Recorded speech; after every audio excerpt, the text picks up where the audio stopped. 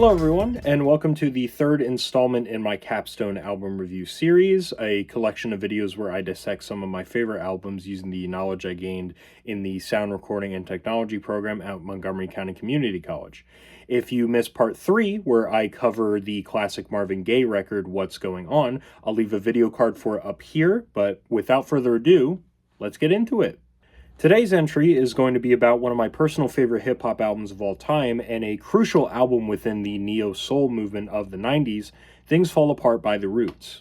Comprised of both drummer Amir Questlove Thompson and lyricist Tariq Black Thought Trotter, The Roots were originally a hip-hop duo hailing from Philadelphia that sought to bring live instrumentation to the forefront of hip-hop as part of the neo-soul movement, one that included game-changing artists like D'Angelo, Common, Jill Scott, Lauryn Hill and the Fugees, and prolific producers like Jay Dilla, just to name a few. A bit later into The Roots' career, they would also see the inclusion of fellow MC Malik B, who would appear several times on Things Fall Apart as well. Compared to previous releases, Things Fall Apart feels notably more experimental and fully realized, bridging the gap between live and electronic instrumentation in ways that feel so unique even amongst the modern world of hip-hop, and creating an album experience that's so rich with potent themes and sonic diversity. The impact that this record has had is also supplemented by the striking imagery on the album's cover.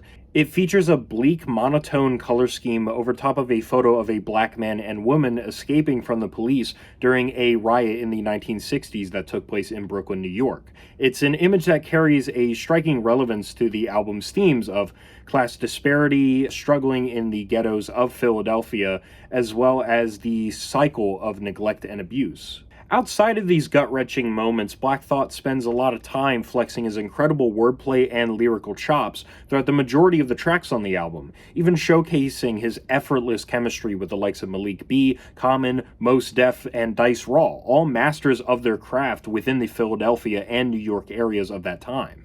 The album begins with an eerie intro titled Act 1 Things Fall Apart, one that samples dialogue from the 1990 film Mo Better Blues over top of warped ambient keys, quickly transitioning into the album's first full track and table of contents parts 1 and 2, a track that sonically sets the tone for the record pretty flawlessly. It's a two-parter that begins with a pretty noisy drum groove that's panned all the way off to the left whilst Black Thought raps alongside the keys and bass to the right of the stereo field.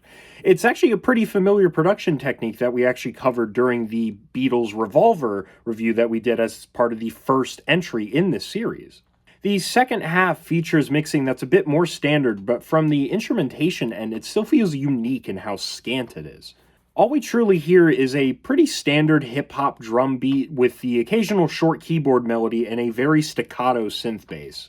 Despite its simplicity on the surface, all the track's pieces coalesce into such an oddball groove that to me feels so distinct to underground hip-hop, with the only other place I've really heard anything similar being some of Madlib's late 90s and early 2000s projects like The Unseen by Quasimodo, one of Madlib's monikers that he used during this period. Following immediately after this is one of the album's biggest hits in the next movement, an incredible piece of punchy hip-hop and neo-soul featuring some incredibly performed live drums from Questlove and an insanely simple yet snappy hook with Black Thought repeating the phrase, "We got the hot music, the hot music." It also features some amazing background vocals from R&B duo Jazz Fat Nasties, the likes of which make the track sound almost like some devious characters like Entrance Theme.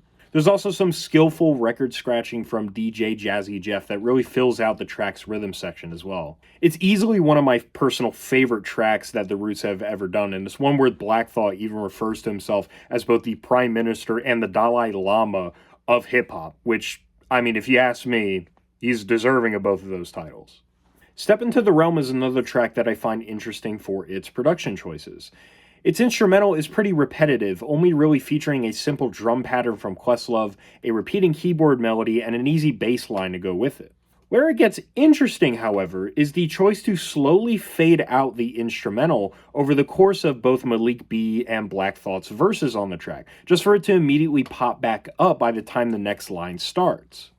It's a fascinating way to keep the track feeling engaging in spite of its deceptive simplicity, as each time the instrumental fades out and comes back in, it feels like we're being treated to several beat drops during each verse of the song. This kind of adds impact where you wouldn't normally expect it to be, and it feels like such a left field technique for hip hop around this time, even though it's something that feels so simple.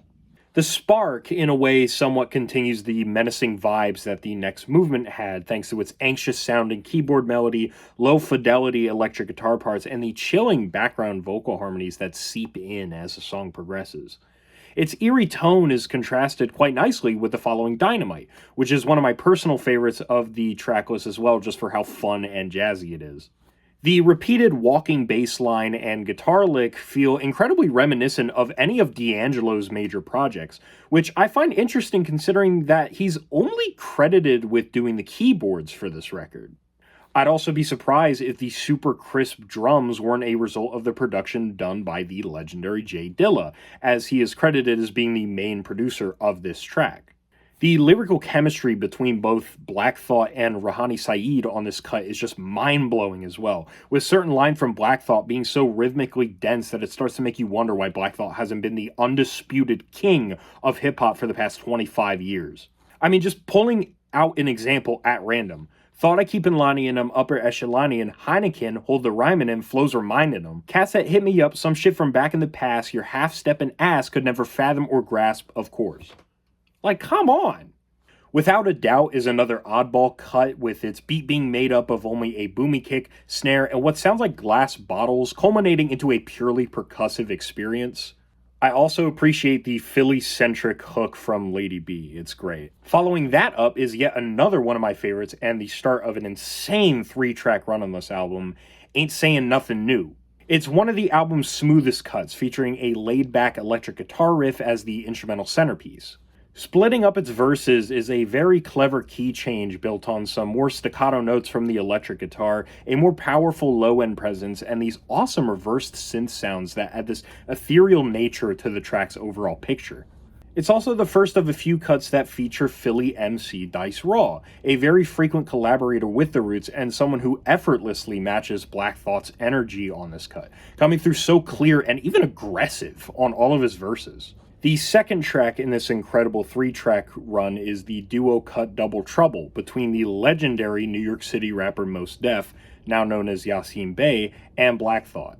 The two trade off verses with such precision and skill, balancing several rhyme schemes within single bars and showcasing chemistry like they just got their doctorate from MIT. I also love the instrumental switch up between hook and verse in the song as well, with the former showcasing a high energy ride groove on the drums as well as an ominous vibraphone melody, whilst the verses are played with a repetitive marimba that settles the energy down a bit for both Black Thought and Mos Def to spit their brains out. Capping off the consecutive triple threat of bangers is Act 2 The Love of My Life, another cut with one of neo-soul's legends, Common.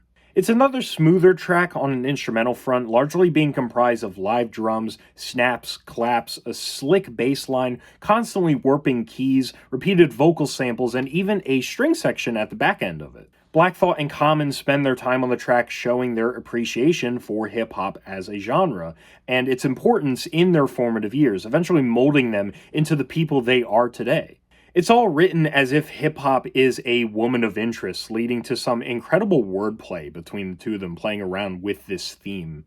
100% Dundee is another relatively straightforward cut with the unique quality of having a beatboxed rhythm alongside some keyboards that gradually ascend and descend in half notes. This leads into a short little interlude that's fronted by Dice Raw, and it serves as an introduction to the next track where he's also present alongside both Malik B and Beanie Siegel, Adrenaline. It's another track where I'm so easily drawn to the mischievous nature of its instrumental, featuring a punchy beat, light string pads, and a piano played in the key of E minor. A very fitting backdrop for all MCs involved to showcase their lyrical dominance without even skipping a beat. Another short interlude then precedes the album's biggest hit, You Got Me, featuring the one and only Erykah Badu. The sung hook that she provides on the song is beautiful and perfectly fits into the song's major theme of loyalty. Black Thought raps in the first person about a relationship where his lover constantly distrusts him over the fame, constant travel, and touring that he's always going through. In spite of all of this, though, he frequently reassures her that his heart only belongs to her, and that he isn't concerned with bringing his celebrity status into his personal relationships, saying that he only deals with the real, so if it's artificial, let it be. On the instrumental front, it's the only track to feature an acoustic guitar as one of the main portions of its instrumental, giving it more of a ballad-like feel than the rest of the track was up until this point, at least up until the double-time drum groove that plays on its back end. As a cheeky side note, I also feel obligated to mention the David Ivory production credit on this song, someone who's been a professor of mine throughout the last few semesters here at Monco, and it genuinely blew my mind when I realized that he was a part of one of my favorite hip-hop albums ever. Next up is Don't See Us, another cut with a pretty unsettling tone that's complemented by the fact that Black Thought, Malik B, and Dice Raw all present themselves as MCs that are like beasts that lurk in the night and make moves when you would least expect it. Also, really love those little electric guitar accents that pop up in the verses. It's a really nice touch. Also bringing forth an unsettling tone is the return to Innocence Lost. Though this time around, it's not all fun and games by any stretch of the imagination. At least in regard to hip-hop specifically, this is easily one of the most gut-wrenching songs I have ever heard.